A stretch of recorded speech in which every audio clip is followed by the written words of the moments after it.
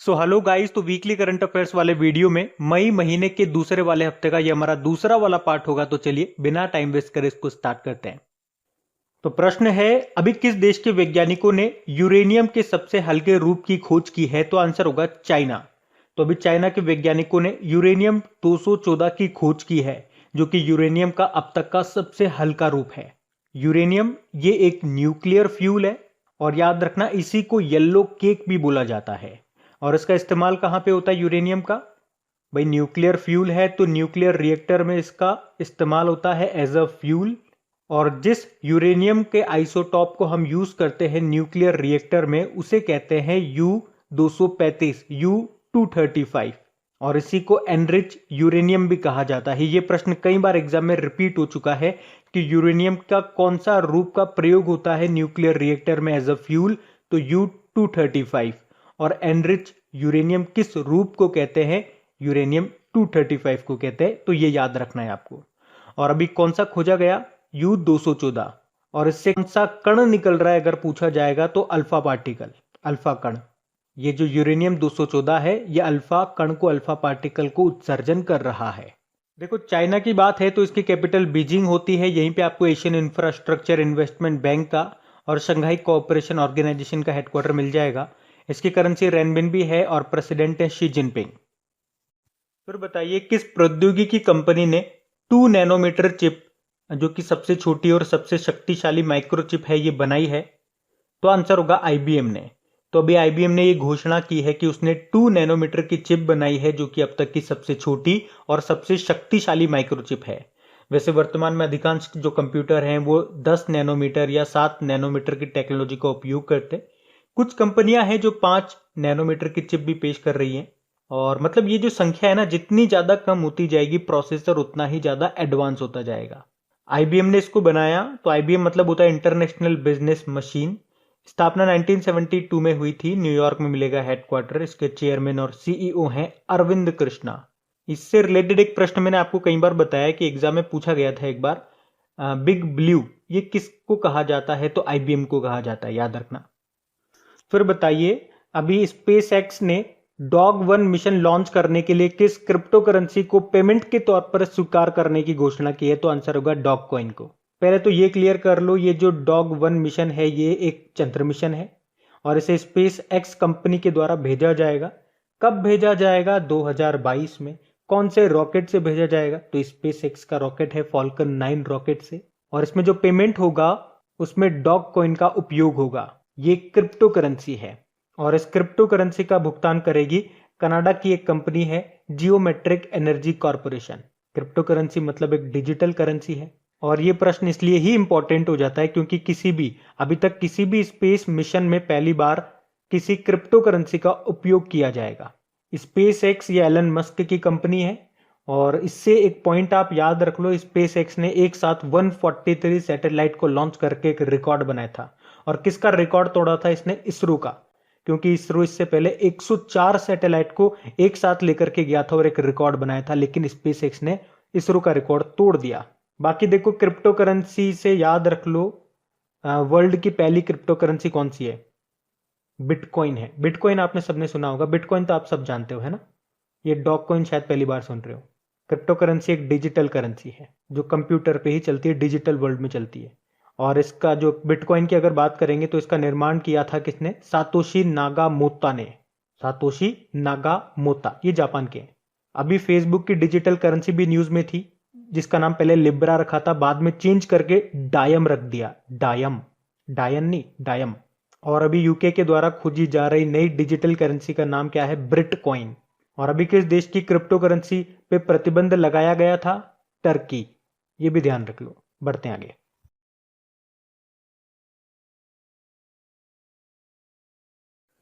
फिर अगला प्रश्न है कि किसने मैड्रिड ओपन महिला सिंगल्स का खिताब जीत लिया? तो आंसर होगा एरिना सबालेंका ने। तो अभी एरिना सबालेंका ने मैड्रिड ओपन में वुमेन सिंगल का टाइटल जीत लिया है। अच्छा, एरिना सबालेंका ये किस देश की प्लेयर है? ये बेलारूस की टेनिस प्लेयर है। कई बार मैंने आपको बताया इस तरह के प्रश्न आपके एग्जाम में पूछे जाते हैं। प्लेयर का नाम दे देंगे, बोलेंगे किस खेल से संबंधित है या किस देश से ये है, इनकी नेशनलिटी क्या है। तो याद रखना ये बेलारूस की टेनिस प्लेयर है। और इन्होंने किसको हराया? इन्होंने हराया है world number 1 tennis player Ashleigh Barty को। एशले बार्टी ये ऑस्ट्रेलिया की टेनिस प्लेयर हैं। बाकी नाओमी ओसाका ये जापान की टेनिस प्लेयर है। और आपको याद होगा अभी लॉरियस सर्वश्रेष्ठ महिला खिलाड़ी 2021 का खिताब जीता था इन्होंने। और पुरुषों में राफेल नडाल ने जीता था, जो कि स्पेन की टेनिस प्लेयर है। और नाओमी ओसाका से आपको याद होगा इस साल का 2021 का जो ऑस्ट्रेलियन ओपन हुआ था उसमें वुमेन सिंगल टाइटल जीता था नाओमी ओसाका ने। और मेन सिंगल टाइटल नोवाक जोकोविच ने जीता था, जो कि सर्बिया के टेनिस प्लेयर हैं। बाकी कोनेरू हम्पी ये टेनिस प्लेयर नहीं है, ये चेस प्लेयर है। अभी बीबीसी सर्वश्रेष्ठ भारतीय महिला खिलाड़ी इनको चुना गया था। बाकी बारबोरा स्ट्राइकोवा ये भी टेनिस प्लेयर हैं चेक रिपब्लिक की। इनका नाम मैं इसलिए बता रहा हूं क्योंकि अभी इन्होंने रिटायरमेंट की घोषणा कर दी है। तो पूछा जा सकता है एग्जाम में इनका नाम दे करके कि किस देश की प्लेयर है या किस खेल से संबंध रखती हैं, याद रखना ये। देखो मैड्रिड ओपन, अच्छा मैड्रिड ये किसकी कैपिटल होती है? स्पेन की कैपिटल होती है। और आपको याद है ना कोप 25 जो दिसंबर 2019 में हुआ था यहीं पे हुआ था। और इस साल जो कोप 26 होगा वो कहां पे होगा? ग्लासगो स्कॉटलैंड में होगा, याद रखना। फिर बताइए हाल ही में किसने लगातार 5वीं बार स्पेनिश ग्रैंड प्रिक्स जीत ली है? तो आंसर होगा लुइस हैमिल्टन ने। लुइस हैमिल्टन ये ब्रिटेन के फॉर्मूला 1 ड्राइवर हैं। और कौन सी कंपनी की गाड़ी चलाते हैं? मर्सिडीज के ड्राइवर हैं। और अभी इन्होंने ही स्पेनिश ग्रैंड प्रिक्स 2021 को जीत लिया है। और उन्होंने लगातार 5वीं बार ये रेस जीती है। फर्स्ट नंबर पे लुइस हैमिल्टन रहे, जो कि ब्रिटेन के हैं और मर्सिडीज के ड्राइवर हैं। सेकंड नंबर पे मैक्स वर्स्टपन रहे, जो कि नीदरलैंड के हैं और रेडबुल की गाड़ी चलाते हैं। थर्ड नंबर पे वोल्टेरी बोटास रहे, जो कि फिनलैंड के हैं और मर्सिडीज की गाड़ी चलाते हैं। और आपको याद रखना ये 2021 की चौथी रेस है। इससे पहले 3 हम पढ़ चुके हैं। कौन कौन सी? पहली हुई थी बहरीन ग्रैंड प्रिक्स, जो कि लुइस हैमिल्टन ने जीती। दूसरी एमिलिया रोमांगना ग्रैंड प्रिक्स हुई थी, जो कि मैक्स वर्स्टपन ने जीती। तीसरी पुर्तगाली ग्रैंड प्रिक्स थी, जो कि लुइस हैमिल्टन ने ही जीती थी। और ये चौथी भी लुइस हैमिल्टन ने जीती है। फिर बताइए किसने मैड्रिड ओपन 2021 में मेन सिंगल का टाइटल जीत लिया? तो आंसर होगा अलेक्जेंडर ज्वेरेव। तो अलेक्जेंडर ज्वेरेव ये जर्मनी के टेनिस प्लेयर हैं और अभी इन्होंने ही मैड्रिड ओपन 2021 में मेन सिंगल का टाइटल जीत लिया। और ये उनका दूसरा मैड्रिड ओपन टाइटल है। बाकी राफेल नडाल आप जानते हो स्पेन की टेनिस प्लेयर है और अभी 12वीं बार बार्सिलोना ओपन टाइटल इन्होंने जीता था। किंग ऑफ क्ले कोर्ट भी इनको कहा जाता है। अच्छा अगर मैं आपसे पूछूं 2020 में कौन सा ग्रैंड स्लैम नहीं हुआ था, तो बताओगे क्या आंसर क्या होगा इसका? विंबलडन ओपन नहीं हुआ था। विंबलडन ओपन ये ग्रास कोर्ट पे खेला जाता है। इसके पहले होता है फ्रेंच ओपन, जो कि क्ले कोर्ट पे होता है। और उससे पहले ऑस्ट्रेलियन ओपन होता है, सबसे लास्ट में यूएस ओपन होता है। और ये दोनों हार्ड कोर्ट पे खेले जाते हैं। ये भी याद रखना, प्रश्न आता है यहाँ से। बाकी स्टेफानोस सित्सिपास ये ग्रीक के टेनिस प्लेयर हैं और दानिल मेदवेदेव ये रशिया के टेनिस प्लेयर हैं। फिर बताइए अप्रैल 2021 महीने के लिए आईसीसी ने किसे सर्वश्रेष्ठ पुरुष क्रिकेटर चुना है? तो आंसर होगा बाबर आजम को। आपको पता है इस साल आईसीसी ने एक नया अवार्ड शुरू किया, player of the month award. तो अप्रैल महीने के लिए बात करेंगे तो पुरुषों में तो बाबर आजम को चुना गया, जो कि पाकिस्तान के कप्तान है। और महिलाओं में एलिसा हेली को चुना गया, जो कि ऑस्ट्रेलिया की प्लेयर है। तो याद रखने, देखो जनवरी हो गया, फरवरी, मार्च, अप्रैल, तो 4 महीने तक अब हम पढ़ चुके हैं। मैं आपको सारे रिवाइज कराता हूं एक बार। जनवरी महीने की बात करेंगे तो men's player of the month का अवार्ड मिला था किसको? ऋषभ पंत को। और वुमेन्स में शबनम इस्माइल को, जो कि साउथ अफ्रीका की है। फरवरी मंथ में आते हैं, पुरुषों में चुना गया किसको? रविचंद्रन अश्विन को। और महिलाओं में टेमी बेमॉन्ट को, जो कि इंग्लैंड की है। मार्च महीने में पुरुषों में भारतीय ही थे, भुवनेश्वर कुमार। और महिलाओं में लिजेल ली, जो कि साउथ अफ्रीका की ही प्लेयर है। और अप्रैल मंथ का हमने देखा, पुरुषों में बाबर आजम और महिलाओं में एलिसा हेली, ऑस्ट्रेलिया की है एलिसा हेली। तो ये आपको याद रखने हैं क्योंकि यहाँ से प्रश्न आपका डेफिनेटली एग्जाम में आएगा। कौन से महीने का आएगा ये नहीं कह सकते, लेकिन आएगा जरूर।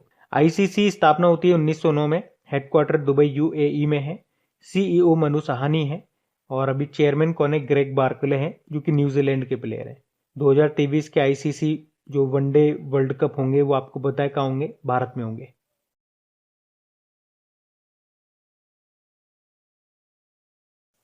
अच्छा प्रश्न इंपॉर्टेंट है ये वाला भी। कि किसे फिक्की लेडीज ऑर्गेनाइजेशन के 38वें राष्ट्रीय अध्यक्ष 2021-22 के रूप में नियुक्त किया गया? तो आंसर होगा उज्ज्वला सिंघानिया। तो अभी उज्ज्वला सिंघानिया को फिक्की लेडीज ऑर्गेनाइजेशन के 38वें राष्ट्रीय अध्यक्ष 2021-22 के रूप में नियुक्त किया गया है। एक तो ये आपको याद रखना है।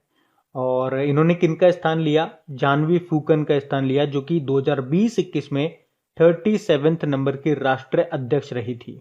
ये जो फिक्की लेडीज ऑर्गेनाइजेशन है, ये फिक्की की महिला विंग है, जिसे 1983 में महिलाओं के बीच उद्यमशीलता और पेशेवर उत्कृष्टता को बढ़ावा देने के लिए स्थापित किया गया था।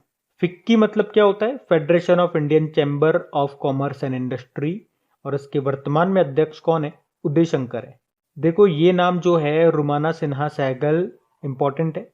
नेल्सन मंडेला विश्व मानवतावादी पुरस्कार 2021 इन्होंने जीता। गुनीत मोंगा, फ्रांस का दूसरा सबसे बड़ा सम्मान इन्होंने जीता था, जिसको कहते हैं night of the order of arts and letters. Kriti करंत wild innovator award पाने वाली ये पहली भारतीय महिला बनी। ये नाम भी इंपॉर्टेंट है। बढ़ते हैं आगे। फिर बताइए, आरबीआई के नए कार्यकारी निदेशक एग्जीक्यूटिव डायरेक्टर के रूप में किसे नियुक्त किया गया? जॉस जे कट्टूर को। बाकी राजेश बिंदल, ये कलकत्ता हाईकोर्ट के चीफ जस्टिस बने थे। Matam Venkat Rao central bank of India के एमडी सीईओ बने। और जीपी सामंत भारत के मुख्य सांख्यिकीविद, चीफ स्टैटिस्टिशियन ऑफ इंडिया बने। फिर बताइए, नेशनल एसेट रिकंस्ट्रक्शन कंपनी के सीईओ कौन बन गए? पद्म कुमार नायर। तो अभी पद्म कुमार नायर को नेशनल एसेट रिकंस्ट्रक्शन कंपनी के सीईओ के रूप में नियुक्त किया गया। बाकी Ujjwala Singhania FICCI ladies organisation के 38वें राष्ट्रीय अध्यक्ष चुना गया इनको 2021-22 के लिए। और आर.एम. सुंदरम भारतीय चावल अनुसंधान संस्थान के डायरेक्टर बने ये। प्रफुल्ल चंद्र पंत की बात करेंगे तो राष्ट्रीय मानवाधिकार आयोग नेशनल ह्यूमन राइट कमीशन के कार्यकारी अध्यक्ष बने ये। फिर बताइए, हाल ही में BPCL Bharat petroleum corporation limited के सीएमडी कौन बन गए? तो आंसर होगा अरुण कुमार सिंह। तो अभी पब्लिक एंटरप्राइजेस सिलेक्शन बोर्ड ने अरुण कुमार सिंह को राज्य के स्वामित्व वाली रिफाइनिंग और marketing firm Bharat petroleum corporation limited का सीएमडी बनाया है। बाकी गीता मित्तल अभी अरलाइन पैच ग्लोबल विजन पुरस्कार पाने वाली पहली भारतीय बनी। कृति करण वाइल्ड इनोवेटर अवार्ड जीतने वाली पहली भारतीय महिला बनी। और मारिया रेसा यूनेस्को गुइलेर्मो कैनो विश्व प्रेस स्वतंत्रता पुरस्कार 2021 इन्होंने जीता था। बताइए, अभी किसे भारतीय महिला क्रिकेट टीम का कोच बनाया गया? तो आंसर होगा रमेश पंवार को। तो अभी बीसीसीआई ने रमेश पंवार को भारतीय महिला क्रिकेट टीम का फिर से कोच बना दिया है और ये डब्ल्यू.वी. रमन की जगह लेंगे। और फिर से कोच बना दिया मतलब ये पहले भी कोच रह चुके हैं। 2018 में ये भारतीय महिला टीम के कोच थे। रमेश पंवार इनका नाम है। बाकी आर.एम. सुंदरम भारतीय चावल अनुसंधान संस्थान के डायरेक्टर बने, यानी कि Indian institute of rice research, जो कि है हैदराबाद में, इसके डायरेक्टर बने ये। प्रफुल्ल चंद्र पंत राष्ट्रीय मानवाधिकार आयोग नेशनल ह्यूमन राइट कमीशन के कार्यकारी अध्यक्ष बने। और टी रविशंकर ये आरबीआई के नए डेप्यूटी गवर्नर बने हैं। अच्छा, बीसीसीआई ने बनाया है ना इनको, तो बीसीसीआई का मतलब क्या होता है? Board of control for cricket in India. BCCI की स्थापना होती है 1928 में। हेडक्वार्टर वानखेड़े स्टेडियम मुंबई में आपको मिल जाएगा। चेयरमैन कौन है इसके? सौरभ गांगुली है। इसके सचिव हैं जय शाह। और इसके वाइस चेयरमैन कौन है? राजीव शुक्ला हैं।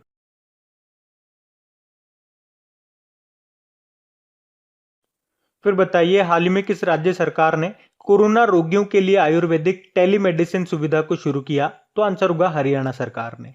टेलीमेडिसिन के बारे में मैंने आपको बताया था, मतलब दूर से ही फोन के थ्रू इलाज करना टेलीमेडिसिन कहा जाता है। तो अभी हरियाणा सरकार ने कोविड रोगियों के लिए आयुर्वेदिक टेलीमेडिसिन सुविधा को शुरू किया है, जिसमें होगा क्या? मरीज को एक नंबर दिए जाएंगे 1075। तो इस नंबर पे आपको डायल करना है और आयुर्वेदिक डॉक्टरों से आप फोन पर सलाह ले सकेंगे। और इस हेल्पलाइन को चलाने के लिए कॉल सेंटर भी बनाया जाएगा और वरिष्ठ आयुर्वेदिक डॉक्टरों की टीमों को परामर्श के लिए नियुक्त किया जाएगा। अच्छा, आयुर्वेदिक से याद आता है एक प्रश्न मैं आपको बता रहा हूं, ध्यान रखना। अगर आपसे पूछा जाए मलेरिया की कौन सी आयुर्वेदिक दवा का उपयोग हल्के कोरोना वायरस के उपचार में किया जा रहा है? तो आंसर होगा आयुष 64। वन लाइनर क्वेश्चन है, डायरेक्ट याद रखना। हरियाणा की कैपिटल क्या है? चंडीगढ़ है। यहाँ के मुख्यमंत्री है मनोहर लाल खट्टर और गवर्नर है सत्यदेव नारायण आर्य। अभी आपको याद होगा हरियाणा के करनाल में ऑक्सीजन ऑन व्हील्स पहल को शुरू किया गया था और करनाल से आपको याद होगा नेशनल डेयरी रिसर्च इंस्टीट्यूट आपको मिलेगा करनाल में। बताइए किसने सावधान रहिन सेफ रहिन जन जागरूकता अभियान शुरू किया? तो आंसर होगा बजाज फिनसर्व ने। तो ये एक पब्लिक अवेयरनेस प्रोग्राम है जो वित्तीय धोखाधड़ी के बारे में लोगों को जागरूक करने, उन्हें शिक्षित करने के लिए है। सावधान रहिन सेफ रहिन, और इसको शुरू किया बजाज फिनसर्व ने। इसका हेडक्वार्टर मिलेगा आपको पुणे महाराष्ट्र में और इसके सीएमडी हैं संजीव बजाज।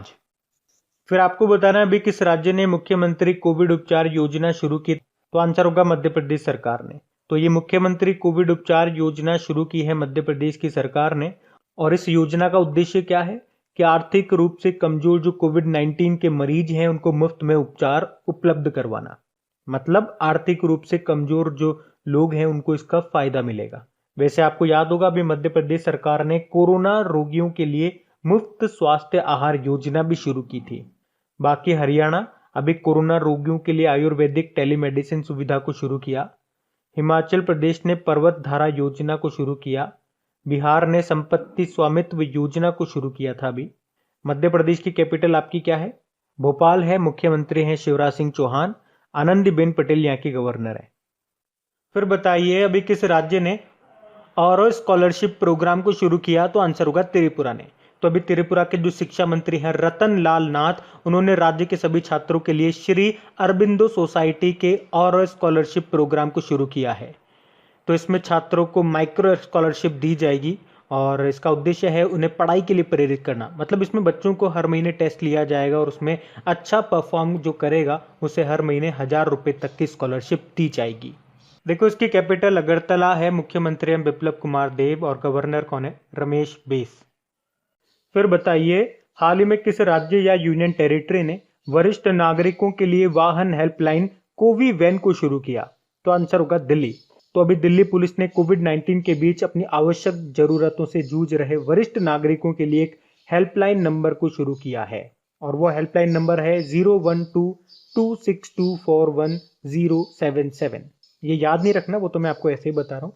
मतलब अगर कोई भी दिल्ली का वरिष्ठ नागरिक होगा वो इस नंबर पे कॉल करेगा तो ये जो कोवी वैन है ये उस वरिष्ठ नागरिक के घर जाएगी और उन्हें किसी भी आवश्यक वस्तु की जरूरत हो या टीकाकरण करवाना हो या दवाइयों की जरूरत हो तो उसे पूरा करने में मदद करेगी। लेफ्टिनेंट गवर्नर कौन है? अनिल बैजल। मुख्यमंत्री तो अरविंद केजरीवाल है।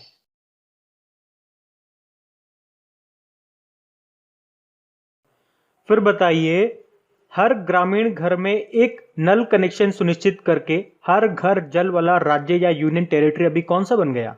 तो आंसर होगा पुदुचेरी। तो अभी हर ग्रामीण घर में एक नल कनेक्शन सुनिश्चित करके पुदुचेरी हर घर जल वाला यूनियन टेरिटरी बन गया है और इस प्रकार ऐसा करने वाला ये चौथा राज्य या यूनियन टेरिटरी बन गया। पहला था गोवा, फिर तेलंगाना, फिर अंडमान निकोबार और अब बारी है पुडुचेरी की। अच्छा, जल जीवन मिशन की शुरुआत कब हुई थी? आपसे एग्जाम में पूछा जाएगा तो आंसर करना 15 अगस्त 2019 को। और इसका लक्ष्य क्या है? 2024 तक 100% हर घर जल होगा। अच्छा, किसानों की आय को डबल करने का लक्ष्य क्या है? 2022 का है। और टीबी को खत्म करने का हमारा लक्ष्य है 2025 और मलेरिया को खत्म करने का लक्ष्य है 2030 और हमारी भारतीय रेलवे को पूरी तरह से ग्रीन एनर्जी पे चलाने का यानी कि रिन्यूएबल एनर्जी पे चलाने का लक्ष्य 2030 है और पूरी तरह से इलेक्ट्रिफिकेशन होने का 2023 लक्ष्य है। वैसे अभी पुदुचेरी के नए मुख्यमंत्री कौन बन गए? एन रेंगासामी। और इन्होंने किस भाषा में शपथ ली? तमिल भाषा में। और तमिल से आपको याद आना चाहिए यहाँ के लेफ्टिनेंट गवर्नर का अतिरिक्त प्रभार है किसके पास? तमिलिसाई सौंदरराजन के पास। उन्होंने ही इनको शपथ दिलाई थी। बढ़ते आगे। फिर बताइए अटलांटिक को पार करने वाला दुनिया का पहला मानव रहित पोत का नाम क्या है? तो आंसर होगा मे फ्लावर 400। तो दुनिया का पहला मानव रहित पोत जिसका नाम क्या है? मे फ्लावर 400। इसे अटलांटिक के पार नेविगेट करने के लिए बनाया गया है। किसने बनाया? तो आईबीएम के सहयोग से समुद्री अनुसंधान संगठन प्रोमेयर के द्वारा इसे बनाया गया। और इसे बनाने का उद्देश्य क्या है? मतलब क्यों बनाया इसे? तो इसे समुद्री जीवों के पता लगाने के लिए, समुद्री प्रदूषण का अध्ययन करने के लिए, पानी में प्लास्टिक का विश्लेषण करने के लिए इसे बनाया गया है। आईबीएम के सहयोग से इसे बनाया है। आईबीएम का हेडक्वार्टर कहाँ है? न्यूयॉर्क में। आईबीएम मतलब होता है इंटरनेशनल बिजनेस मशीन। स्थापना 1972 में इसकी हुई थी और इसके सीईओ अरविंद कृष्णा है। अभी आपको याद होगा आईबीएम न्यूज में था क्योंकि आईबीएम ने 2 नैनोमीटर चिप बनाई है जो कि सबसे छोटी और सबसे शक्तिशाली माइक्रोचिप है। आईबीएम को ही बिग ब्लू के नाम से भी जानते हैं। ये प्रश्न एग्जाम में आ चुका है, ध्यान रखना, मैं आपको कई बार बता चुका हूं। तो याद रखना, ये है दुनिया का पहला मानव रहित पोत। अच्छा, अभी मानव रहित एक कार यानी कि ऑटोमेटिक कार को परमिशन देने वाला पहला देश कौन सा बना? तो अभी न्यूज में था, ये बताओ। इंग्लैंड बना। अच्छा बताइए, अभी ऑनलाइन बाढ़ रिपोर्टिंग प्रणाली शुरू करने वाला पहला भारतीय राज्य कौन सा बन गया? तो आंसर होगा असम। तो Assam state disaster management agency और यूनिसेफ ने संयुक्त रूप से यानी कि मिलकर के असम में एक ऑनलाइन बाढ़ रिपोर्टिंग और सूचना प्रबंधन प्रणाली को विकसित किया है और इस तरह से असम बाढ़ को ऑनलाइन मॉनिटर करने वाला पहला राज्य भी बन गया है। इसका फायदा होगा क्या? एक्चुअल में मानसून के समय असम में जो ब्रह्मपुत्र नदी है उसमें बाढ़ की स्थिति आ जाती है, तो इस सिस्टम से पहले ही पता लगा लिया जाएगा कि कौन सा क्षेत्र बाढ़ से प्रभावित होने वाला है, कितना प्रभावित होने वाला है, ताकि वहां पे जान माल की हानि कम हो सके। इस सिस्टम का नाम है firms, flood reporting and information management system. अच्छा, अभी असम के नए मुख्यमंत्री कौन बन गए, यही यहाँ से सबसे इंपॉर्टेंट क्वेश्चन है। हिमंत बिस्वा शर्मा। अभी मध्य प्रदेश से आपको याद होगा मुख्यमंत्री कोविड उपचार योजना शुरू की थी यहाँ पे। हरियाणा ने कोरोना रोगियों के लिए आयुर्वेदिक टेलीमेडिसिन सुविधा को शुरू किया और उड़ीसा ने मनोज दास अंतर्राष्ट्रीय साहित्य पुरस्कार शुरू करने की घोषणा की, जिसमें 10 लाख रुपए दिए जाएंगे विजेता को। फिर बताइए, अभी हाल ही में कहां पर देश की पहली म्यूकर माइकोसिस यूनिट लगाने की घोषणा की गई? आंसर होगा मध्य प्रदेश में। म्यूकर माइकोसिस, ये नाम अभी न्यूज में था। इसे ब्लैक फंगस कहते हैं। ये एक फंगल इन्फेक्शन है और यह आंखों को प्रभावित करता है। न्यूज में क्यों था? क्योंकि कोविड-19 के जो मरीज ठीक हो रहे थे उनमें ये बीमारी सामने आ रही थी और इसकी पहली यूनिट मध्य प्रदेश में स्थापित की जाएगी। मध्य प्रदेश में कहां पे? भोपाल और जबलपुर में। जबलपुर ये किस नदी के किनारे है? तो नर्मदा नदी के किनारे। यहीं पे आपको मध्य प्रदेश का हाई कोर्ट भी मिलेगा। अच्छा, आंखों के रोग से एक रोग आपको याद आता होगा, रतौंधी, जिसे बोलते हैं नाइट ब्लाइंडनेस। बताइए ये किस विटामिन की कमी से होता है? विटामिन ए, इसी को रेटिनॉल भी कहते हैं। और विटामिन ए जो है वो भरपूर मात्रा में पाया जाता है किसमें? गोल्डन राइस में। ये भी आप ध्यान रख लो, ये कई बार मैंने एग्जाम में देखा है क्वेश्चन, तो मैं आपको बता रहा हूँ, इसे ध्यान रखना। इसके अलावा अभी महाराष्ट्र न्यूज में था, देश का पहला ड्राइव इन वैक्सीनेशन सेंटर यहाँ पे शुरू किया गया, महाराष्ट्र के मुंबई में।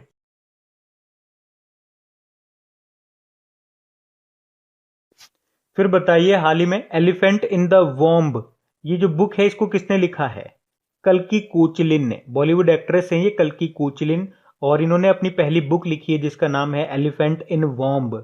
तो ये जो बुक है ये गर्भवती माताओं और मातृत्व के बारे में सोचने वाली किसी भी महिला के पालन पोषण के बारे में बताती है। नाम याद रखना इस बुक का और इसके लेखक का। और अमिताभ घोष की बात करेंगे, लिविंग माउंटेन नाम की बुक को इन्होंने लिखा भी। शरद पगारे 30वां व्यास सम्मान जीता इन्होंने अपने उपन्यास पाटलिपुत्र की सम्राज्ञी के लिए। और शरण कुमार लिम्बाले की बात करेंगे तो 30वां सरस्वती सम्मान इन्होंने जीता अपने उपन्यास सनातन के लिए। ये भी इंपॉर्टेंट रहेगा, क्वेश्चन याद रखना। फिर बताइए, life in the clock tower valley नाम की बुक को किसने लिखा है? तो आंसर होगा शकूर राथेर ने। प्रेस ट्रस्ट ऑफ इंडिया के पत्रकार हैं ये शकूर राथेर और अभी इन्होंने अपनी पहली बुक लिखी है life in the clock tower valley नाम से। और इसमें कश्मीर के प्राचीन अतीत, इसके वर्तमान और हमेशा अनिश्चित भविष्य के बारे में बताया गया है। अभी झुम्पा लाहिड़ी का नाम न्यूज में था, इन्होंने एक बुक लिखी है वेयर अबाउट नाम से। मोहन कृष्ण बोहरा, अभी इन्हें इनकी पुस्तक तस्लीमा संघर्ष और साहित्य के लिए 2021 में 30वां बिहारी पुरस्कार मिला था।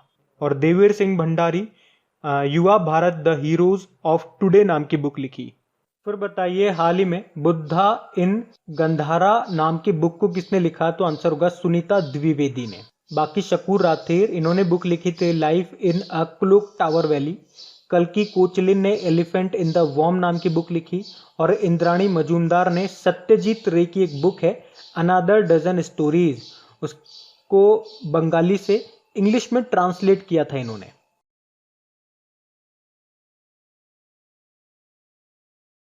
अच्छा बताइए, अभी हाल ही में अरब वर्ल्ड नोबेल पुरस्कार जीतने वाली पहली भारतीय कौन बन गई हैं? तो आंसर होगा डॉक्टर ताहिरा कुतुबुद्दीन। तो मुंबई में जन्मी डॉक्टर ताहिरा कुतुबुद्दीन ये शिकागो यूनिवर्सिटी में अरबी साहित्य की प्रोफेसर हैं और अभी हाल ही में 15वां शेख जायद बुक पुरस्कार जीतने वाली भारतीय मूल की पहली व्यक्ति ये बन गई है, तो इनका नाम इंपॉर्टेंट रहेगा आपके एग्जाम पॉइंट ऑफ व्यू से। और इस पुरस्कार को अरब जगत का नोबेल पुरस्कार माना जाता है। और उन्होंने अपनी पुस्तक अरबी ऑरेशन आर्ट एंड फंक्शन के लिए ये पुरस्कार जीता है। बाकी देखो, डॉक्टर अमित केसरवानी का नाम न्यूज में था। अभी doctor APJ Abdul Kalam scientist award 2021 इन्होंने जीता। डॉक्टर राजेंद्र सिंह भंडारी सुभाष चंद्र बोस आपदा प्रबंधन पुरस्कार जीता। डॉक्टर अनुला मौर्य 2020 के लिए international symposium and education award इन्हें मिला। एक नाम मैं आपको और बताऊंगा, सुष्मिता लेंका, इनको पेंगोलिन के संरक्षण के लिए एशिया पर्यावरण प्रवर्तन यानी कि एशिया एनवायरमेंट एनफोर्समेंट अवार्ड मिला था। एक गीतांजलि राव का नाम भी याद रख लो, ये जरूर एग्जाम में पूछा जा सकता है। Times kid of the year इनको चुना गया था। और गाइज, अगर वीडियो आपको अच्छा लग रहा है तो प्लीज इसे लाइक करते हुए चलना। देखिए आप लोगों ने अभी लाइक किया है या नहीं किया है। नहीं किया है तो अभी इसको लाइक कर दीजिए, लास्ट तक आप लोग भूल जाओगे मैं कह रहा हूँ। और हाँ, इसे शेयर भी जरूर कर देना अपने दोस्तों के साथ में। और अगर आप में से कोई स्टूडेंट इस चैनल को फर्स्ट टाइम देख रहा है तो आप इस चैनल को सब्सक्राइब कर सकते हैं। सब्सक्राइब करने के बाद में पास में बेल आइकन को जरूर प्रेस कीजिएगा ताकि आगे के आपको नोटिफिकेशन मिलते रहें, ताकि आपसे कोई भी वीडियो मिस न हो। बेल आइकन को प्रेस करना जरूरी है। चलिए बढ़ते हैं आगे। फिर बताइए अभी किसे भारतीय चैंबर ऑफ कॉमर्स के द्वारा ग्रीन ऊर्जा अवार्ड से सम्मानित किया गया, तो आंसर होगा इरेडा। इरेडा मतलब Indian renewable energy development agency limited, जिसको इस साल रिन्यूएबल एनर्जी यानी कि अक्षय ऊर्जा के लिए फाइनेंसिंग इंस्टीट्यूशन में अग्रणी सार्वजनिक संस्थान होने के लिए ग्रीन एनर्जी अवार्ड से सम्मानित किया गया। किसने ये अवार्ड दिया, तो इंडियन चैंबर ऑफ कॉमर्स ने। तो इरेडा, अच्छा इरेडा, इरेडा की फुल फॉर्म क्या होती है? Insurance regulatory and development authority. और इरेडा की है Indian renewable energy development agency limited. फिर बताइए अभी किसने विश्व खाद्य पुरस्कार 2021 को जीता है, तो आंसर होगा शकुंतला थिल्स्टेड ने। भारतीय मूल की वैश्विक पोषण विशेषज्ञ है ये डॉक्टर शकुंतला हरसिंह थिल्स्टेड, और इन्होंने ही प्रतिष्ठित 2021 का विश्व खाद्य पुरस्कार जीता है। उन्हें दुनिया भर में लाखों लोगों के लिए पोषण, स्वास्थ्य और आजीविका में सुधार करने के लिए ये पुरस्कार दिया गया। और ये जो विश्व खाद्य पुरस्कार है ना, इसे नोबेल शांति पुरस्कार विजेता नॉर्मन बोरलॉग के द्वारा 1986 में स्थापित किया गया था। अच्छा, विश्व खाद्य पुरस्कार से आपको याद आना चाहिए, एक विश्व खाद्य दिवस भी होता है, वर्ल्ड फूड डे, जो हम कब मनाते हैं? 16 अक्टूबर को। अब एक प्रश्न आ रहा है, संभालना, वर्ल्ड फूड सेफ्टी डे हम कब मनाते हैं? ध्यान से सुनो, मैंने आपको क्या कहा? वर्ल्ड फूड डे मनाते हैं 16 अक्टूबर को। अब बताओ वर्ल्ड फूड सेफ्टी डे कब मनाया जाता है? ये आपको बताना है कमेंट बॉक्स में टाइप करके। और अगर आप लोग डेली हमारे करंट अफेयर्स का रिवीजन वाला वीडियो देखते होंगे, जहां हम पुराने महीने के करंट अफेयर्स का रिवीजन तो करते ही हैं, साथ में डेली 10 डेज का भी रिवीजन करते हैं, तो कई बार मैं आपको बता चुका हूं। और इस तरह की चीजें लिंक कर करके ही हम वहां पे याद करते हैं, तो आपको याद होना चाहिए। अब बताओ, बाकी सुष्मिता लेंका पेंगोलिन के संरक्षण के लिए एशिया एनवायरमेंट एनफोर्समेंट यानी कि एशिया पर्यावरण प्रवर्तन पुरस्कार मिला था इनको। Geetanjali Rao Times kid of the year चुना गया इन्हें। और doctor Tahira Qutubuddin Arab world Nobel पुरस्कार जीतने वाली पहली भारतीय बनी है। अच्छा, वैसे आपको याद होगा वर्ल्ड फूड प्रोग्राम के बारे में, हेडक्वार्टर जिसका रोम इटली में है। क्यों याद होगा? क्योंकि इसे 2020 में नोबेल शांति पुरस्कार जो मिला था।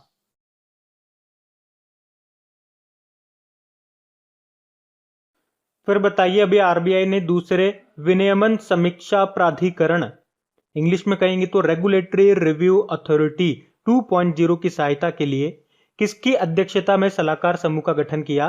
तो आंसर होगा एस जानकी रमन। तो विनियमन समीक्षा प्राधिकरण, इसे इंग्लिश में कहते हैं रेगुलेटरी रिव्यू अथॉरिटी। अच्छा, इसका गठन क्यों हुआ था? तो विनियामक संस्थाओं के बोझ को कम करने के लिए। और ये 2.0 है, यानी कि पहली का जो गठन हुआ था वो 1999 में हुआ था, और दूसरी का गठन अभी हुआ है 1 मई 2021 को, 1 साल के लिए हुआ है। और इसको सलाह देने के लिए एक समिति बनाई गई है, जानकी रमन समिति, एस जानकी रमन की अध्यक्षता में। और ये जानकी रमन कौन है? एसबीआई के प्रबंध निदेशक, मैनेजिंग डायरेक्टर है। तो अगर आपसे पूछ ले कि जानकी रमन का संबंध किससे है? रेगुलेटरी रिव्यू अथॉरिटी से। अच्छा, सुदर्शन सेन, सुदर्शन सेन नाम याद आया? सुदर्शन समिति का गठन किया गया था ARC यानी कि एसेट रिकंस्ट्रक्शन कंपनी का रिव्यू करने के लिए, तो ये भी ध्यान रखना। वैसे एक इंद्रधनुष योजना भी आपने सुना होगा, उसका संबंध भी बैंकिंग सुधार से ही है।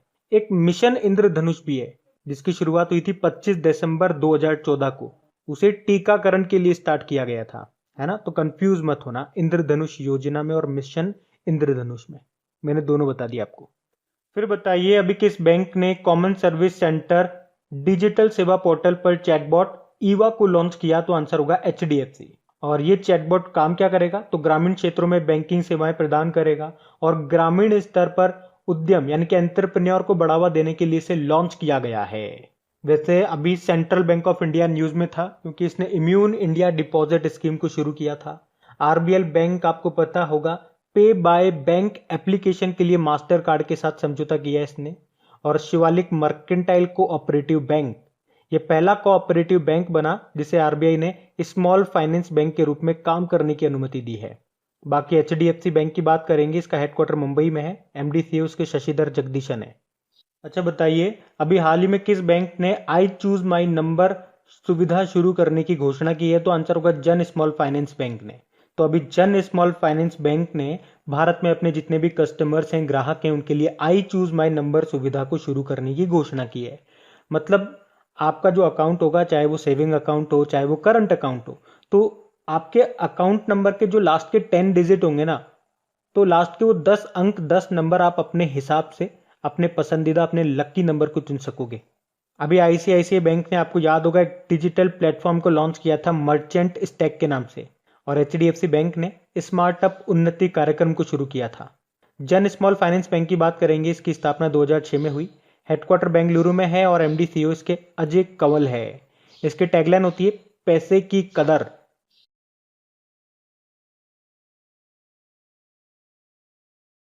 फिर बताइए हाल ही में राष्ट्रीय प्रौद्योगिकी दिवस नेशनल टेक्नोलॉजी डे कब मनाया गया? तो आंसर होगा 11 मई को। और 11 मई को वैसे मनाते क्यों हैं इसको? क्योंकि 11 मई 1998 को भारत ने ऑपरेशन शक्ति नाम से राजस्थान के पोखरण में दूसरा सफल परमाणु परीक्षण किया था। एपीजे अब्दुल कलाम के नेतृत्व में किया गया था। इसीलिए हम 11 मई को मनाते हैं ये नेशनल टेक्नोलॉजी डे के रूप में। और इसकी थीम रही इस बार science and technology for a sustainable future, एक सतत भविष्य के लिए विज्ञान और प्रौद्योगिकी। अच्छा, पहला परमाणु परीक्षण ये हमने कब किया था? 1974 में किया था, पोखरण में ही, जिसको नाम दिया था ऑपरेशन स्माइलिंग बुद्धा। और इन परीक्षणों के बाद भारत परमाणु क्लब में शामिल होने वाला विश्व का 6ठा देश बन गया था। देखो ये तो हो गया नेशनल टेक्नोलॉजी डे जो आपको याद रहेगा 11 मई को। नेशनल साइंस डे कब मनाते हैं ये याद है क्या आपको? 28 फरवरी को, याद रखना। फिर बताइए विश्व नर्स दिवस कब मनाया गया? तो आंसर होगा 12 मई को। और 12 मई को ही क्यों मनाते हैं? क्योंकि 12 मई 1820 को आधुनिक नर्सिंग की संस्थापक रही फ्लोरेंस नाइटिंगेल का जन्म हुआ था इंग्लैंड में। तो उन्हीं के जन्मदिन को ही हम नर्स दिवस के रूप में मनाते हैं। उन्हें लेडी विद लैम्प के नाम से भी जाना जाता है। अच्छा, नाइटिंगेल से याद आता है एक अवार्ड, बताओ 2020 का राष्ट्रीय फ्लोरेंस नाइटिंगेल पुरस्कार किसने जीता था? डॉक्टर शीला केनी ने। और अगर आपसे पूछा जाए पहला मेडिकल डिवाइस पार्क ये कहां पे खोला जाएगा? केरल में। अच्छा, ये तो नर्स डे की बात कर ली, क्या आप मुझे बताओगे नेशनल डॉक्टर्स डे कब मनाया जाता है? बताओ कमेंट बॉक्स में कब मनाया जाता है।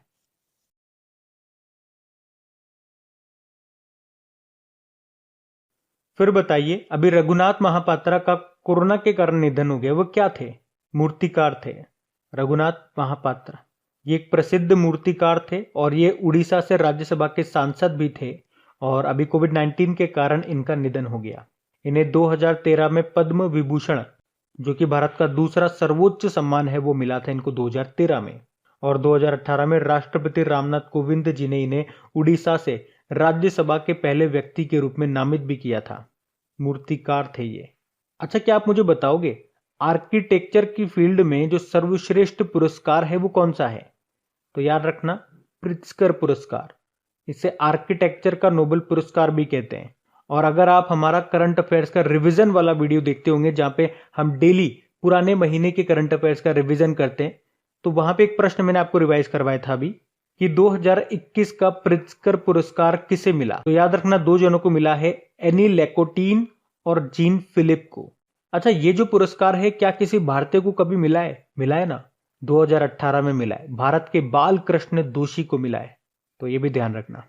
अच्छा बताइए, अभी केरल की राजनीति में सामान्यतः किसे आयरन लेडी कहा जाता है? तो आंसर होगा KR गौरी को। तो राज्य के पहले कम्युनिस्ट मंत्रालय में पहली राजस्व मंत्री थी ये, और केरल विधानसभा में दूसरे सबसे लंबे समय तक सेवा में रहने वाली विधायक थी ये, और ये पहली केरल सरकार के अंतिम जीवित सदस्य भी थी, KR गौरी।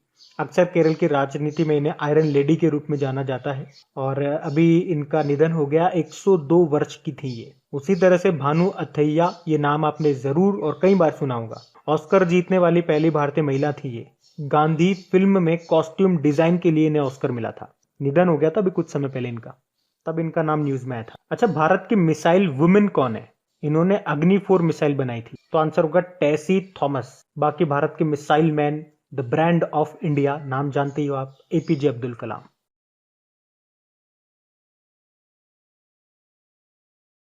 अच्छा, हार्ले डेविडसन ने किस नाम से अपना ऑल इलेक्ट्रिक मोटरसाइकिल ब्रांड को लॉन्च किया? तो आंसर होगा लाइव वायर। मतलब अब ये इलेक्ट्रिक मोटरसाइकिल बनाएगा लाइव वायर नाम से, हार्ले डेविडसन। इसके सीईओ हैं JN जॉइट्स।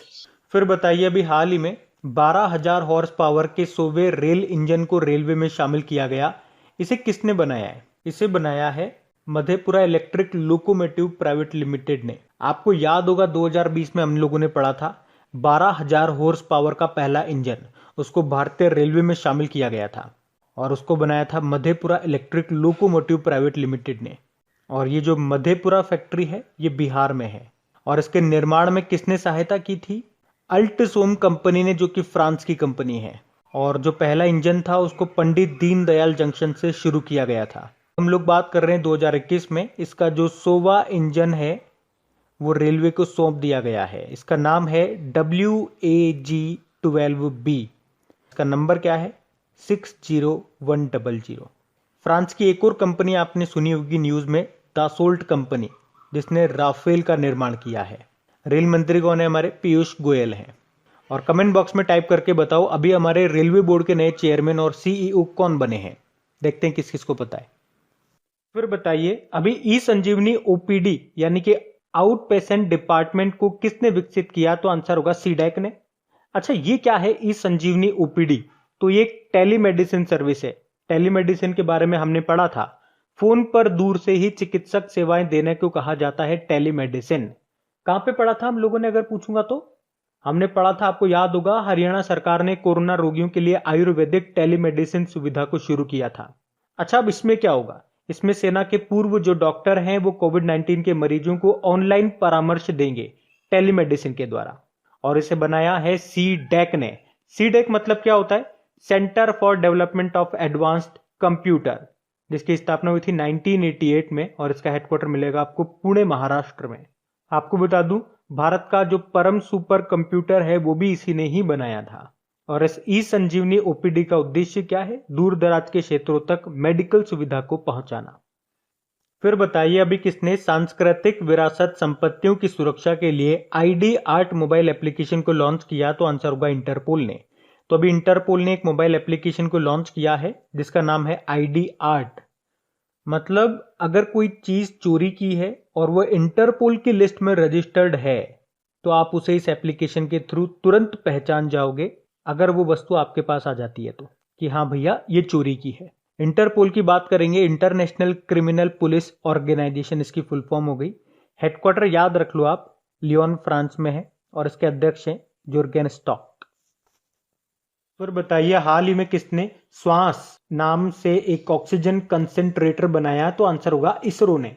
एक्चुअल में अभी इसरो ने एक तो 3 वेंटिलेटर बनाए हैं और एक ऑक्सीजन कॉन्सेंट्रेटर बनाया है, और इस ऑक्सीजन कॉन्सेंट्रेटर का नाम क्या रखा है? श्वास। और इसकी खास बात यह है कि इसे एक बार में 2 लोग इस्तेमाल कर सकते। और मैंने कहा 3 इसने वेंटिलेटर भी बनाए हैं, और 3 के नाम है प्राण, स्वस्थ और वायु।